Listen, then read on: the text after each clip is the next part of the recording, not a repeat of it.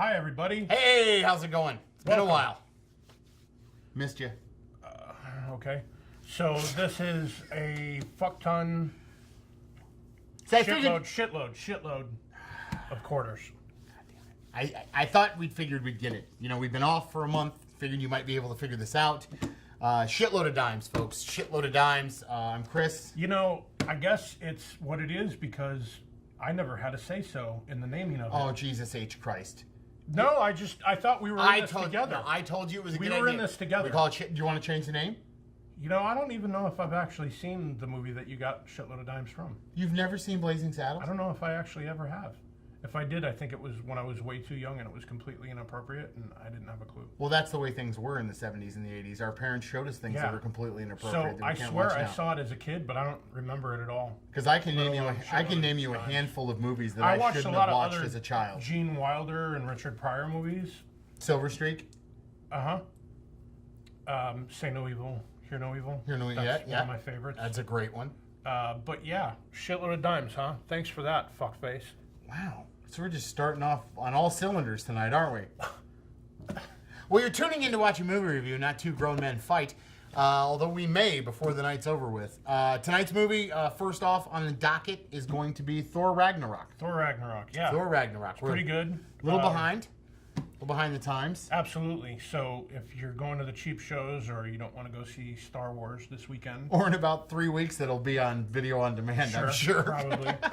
Thor Ragnarok was actually pretty fun. It was a good time.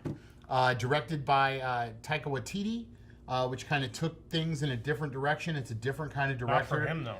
Not for him, but for Marvel in itself and the Thor series. I mean, the first two movies, Kenneth Branagh and Alan Taylor directed the first two movies and kind of had more of a Game of Thrones, kind of a more... Yeah, I mean, I remember the first one being a little bit more humorous because he was kind of a fish out of water. Mm-hmm. You know, what is this coffee stuff? I like this. And, you know, that kind of thing. But, yeah, kind of out of nowhere, he just... this became like a comedy series. Yep. But it seemed... The first two movies, to me, seemed more like they were in the lines of... Or they were trying to capture some of the magic of Excalibur from the 80s. Like with that kind of feel of the mysticism and just the rich history that they were pulling from of like being Norse mythology. You know, that's what the first two... This one was a comedy. There's no doubt about it. It's an adventure, but it is a comedy. What's Thor's name again? Chris Hemsworth? Chris Hemsworth. Maybe he is trying to redeem himself because he was in Ghostbusters. You know what? Saying, hey, I can be funny. Watch this. But with that statement, I'm going to say he was the funniest part of Ghostbusters to me. I thought you liked Ghostbusters. There were things that I liked about it. There were things that I didn't. I'm not ashamed to admit it. I liked the new Ghostbusters movie, and part of it was because of Chris Hemsworth. Chris Hemsworth was great. So you watched a movie with a bunch of chicks and you had a hard-on for a guy? Yep, pretty much.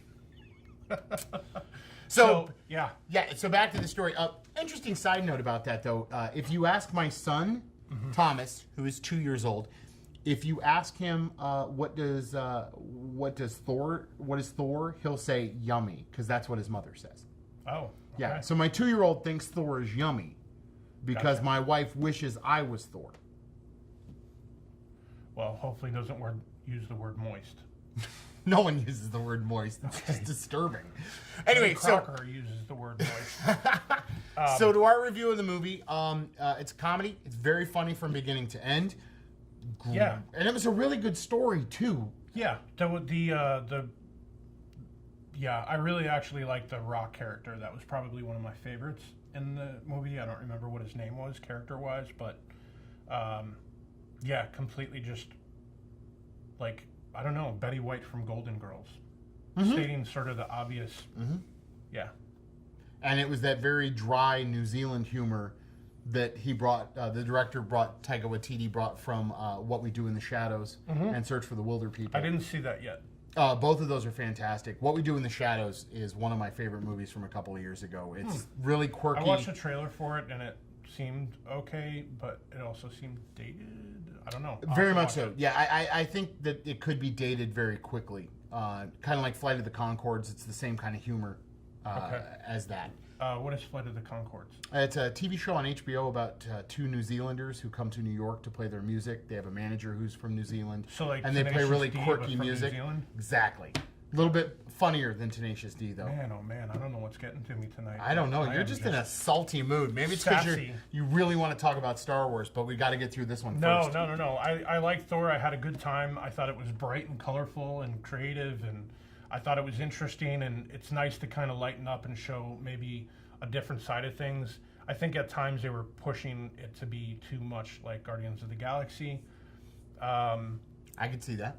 It's going to be nice because I know that in the new movie he's going to end up having a lot more to do with Guardians of the Galaxy, but sometimes acting cool isn't as good as acting the way you should be. So that's my only concern, is that Thor is, a guy who is going to end up going through quite a bit and has always been kind of a hardhead, and now he's more the cool guy who isn't as reactive about things and is trying to play it too cool. So I can see that. I don't know. I like the movie. It was cool to see, Hulk in there. The banter that the two of them had between each other is really good stuff. It's a lot of fun. Good chemistry on screen for sure. Very much so. Very much so. Mark Ruffalo, as per usual, kills it as the Hulk. I can't believe there was ever another Hulk but him. Kate Blanchett, oh my God. Woo-hoo! That woman is gorgeous. She does not age. Yummy. I will tell you this. Her performance in Thor Ragnarok, I have finally forgiven her for the Crystal Skull. Oh. Okay. Finally forgiven her for the Crystal Skull. You had mentioned that it had a little bit more of a Guardians of the Galaxy type flair, and I've been reading some things about the movie that's where Marvel wants to go. That's the direction for everything after Phase 3 into Phase 4, is that they're going to go more into the cosmic.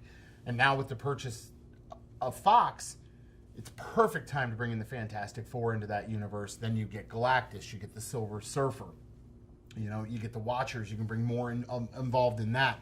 So I can definitely see that there's a tonal shift of the entire universe as to where they're going, because you can't keep making movies about Iron Man and Captain America, Black Widow, even though you're going to have a Black Panther movie that's going to have things. Winter Soldier plays a big part in Captain America. Absolutely. And you can go in that direction, and there's an entire league of women, which would actually be kind of badass to see a little bit more of, and not just a blurb on Agents of S.H.I.E.L.D. with Right. Black Widow. But I think I get you. I thought that the reason they were kind of pushing Spider-Man and Ant-Man was they're trying to sort of showcase that there's new Avengers. Right. But I think whereas we're getting one movie now that's very cosmic-y every 2 or 3 years, instead that's going to shift to where that one movie is going to be your Ant-Man movie, or it's going to be your Spider-Man that year, and then there'll be 2 more that take place in the universe outside of everything, now that we're getting more into Thanos and what else is out there. Yeah, Doctor Strange too. It was actually cool to see Doctor Strange in this movie. He was great. He had a nice little cameo in it. It was good. I really enjoyed it. I'm going to give it 8. I give it 8 as well. Yeah, it was just a fun. It Absolutely. almost felt like a summer movie, but it was just fun. It was a good time. The fact that they played Immigrant Song twice in the movie was really good. You know who I really liked? Carl Urban. Carl Urban stole the movie for me as Scourge. He was fantastic. Yeah, he's sold. What? Yeah, it was really good. I I mean, enjoyed out it. of everything that was in it, Carl Urban. Everything, I liked Carl Urban the best. Okay. Yeah. Wow. All right. Just like if it was a Star Trek movie. My favorite part of the Star Trek movies, Carl Urban. I don't know. Carl Urban, I think, is completely underrated, to be honest with you. And I usually just see him as Dredd because I want to see more Dredd. And I was just about to say this to the camera. If you haven't seen Dredd, please do.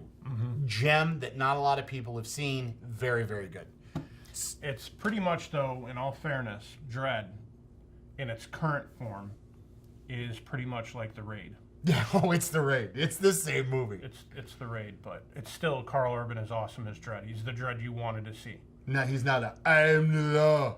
Yeah, there's something nostalgically cool about that, but on the same hand, Carl Urban. There's definitely. nothing nostalgically cool about Rob Schneider. Nothing. No, not Rob Schneider. I don't like the parts with Rob Schneider. Or Armand Asante. He was a pretty good villain. He puts himself out there. He was a discount Stallone in that movie. And he was playing Stallone's brother. I Yeah, but understand without it. the lisp and everything, too. Well, so. yeah. Anyways. He still had the same lazy eye. Thor Ragnarok 8. Eight. Thank you guys for watching Shitload of Dimes. Please don't forget to like, share, and subscribe. And if you have any ideas on what we should actually call this, I would like to make it more of a democracy and less of a dictatorship. Word dictator. So thanks so am much. I a dick or a tater? All right. See you later. Goodbye. We'll discuss this more later tonight.